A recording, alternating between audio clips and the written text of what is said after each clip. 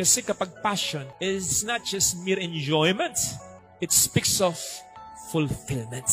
Hindi tayo tinatawag ng Panginoon para mag-enjoy lang. Come on! Hindi ka binigyan ng posisyon ng Panginoon, ng magandang katayuan ng Panginoon, ng magandang katangian ng Panginoon, ng trabaho, ng negosyo, people around you, just to enjoy in life. No! Kaya nga sabi niya, we should bear fruit. Not just fruit, but many fruits. Much fruit.